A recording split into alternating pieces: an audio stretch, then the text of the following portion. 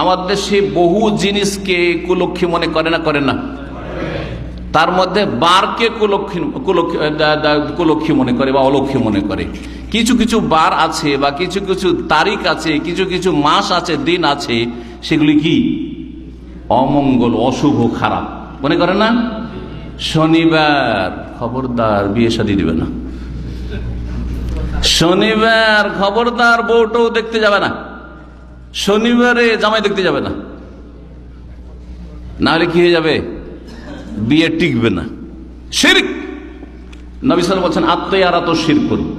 অলৌকিক লক্ষণ কি, সামান্য বদাকিদা আপনার, কিন্তু আপনার আমল খালেস না। 100 রাকাত নামাজ জ্বলে শেষ হয়ে যাবে, বেকার হয়ে যাবে, কোনো কাজে আসবে না এই শিরকের কারণে।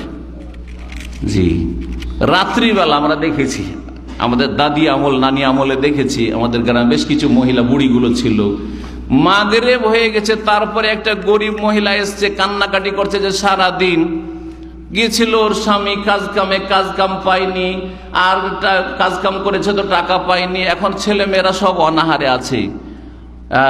তারপরে খালাম্মা দুটো চাল দাও তো, একটু পাকিয়ে টাকিয়ে একটু বাচ্চাদের খাওয়াবো, খুব কান্নাকাটি করছে। না না না না, মাগরিব হয়ে গেছে, রাত্রে চাল ধার দেওয়া যাবে না।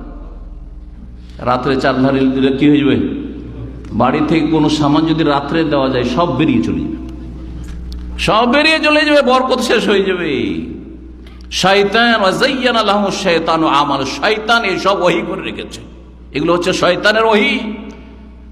মানুষের জন্য আল্লাহ আসমানি ওহীকে ফরজ করেছেন, এবং আসমানি ওহী মেনে চলতে হবে, তাহলে আপনি মুমিন মুসলিম হতে পারবেন, জান্নাত পাবেন। আর যে শয়তানের ওহী মানবে সে জাহান্নামে যাবে। ভালো করে শোনা, ওহী দুটোই কোরআনে দুটোর কথা রয়েছে। জি, ওয়া ইন্নাশ শায়াতিনা লা ইউহুনা ইলা আউলিয়া, সূরাতুল আনাম আল্লাহ বলছেন শয়তানেরা ওহী করে। শয়তানের ওহী হচ্ছে কুমন্ত্রণা দেওয়া। শয়তানের ওহী হচ্ছে এইরকমই উদ্ভট কুসংস্কারের কথাবার্তা মানুষের মগজে ঢুকিয়ে দেওয়া।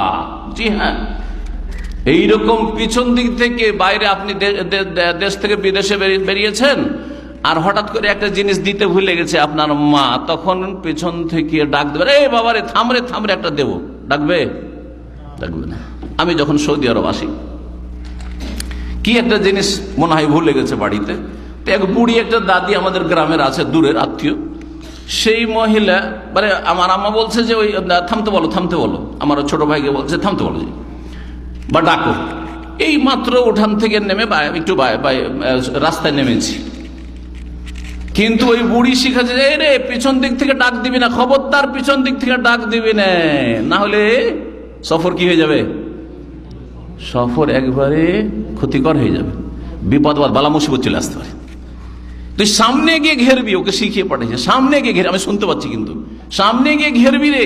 ওকে, জি, কিগুলো শিরক, এইসব শিরকি আকীদা যদি থাকে। তাবিজ, তোমার অনেকের তাবিজ বাঁধা আছে, এখানে এসেও তাবিজ বাঁধা আছে, টাকা বাঁধা আছে, জি আছে না, বালা পড়ছেন আপনি, হ্যাঁ, গাড়িতে বাড়িতে তাবিজ, জি হ্যাঁ, জমিতে তাবিজ।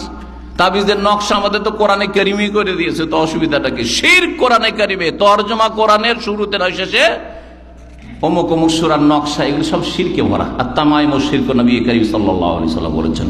তাহলে খালেস নয়, 100 টাকার নামাজ পড়ে কাজে আসবে না, সব বেকার হয়ে যাবে, সব বেকার হয়ে যাবে। ভালো করে শুনে রাখেন, খালেসান মানে শিরক মুক্ত হইতে হবে, শিরক মুক্ত হইতে হবে, বড় শিরক আর ছোট শিরক।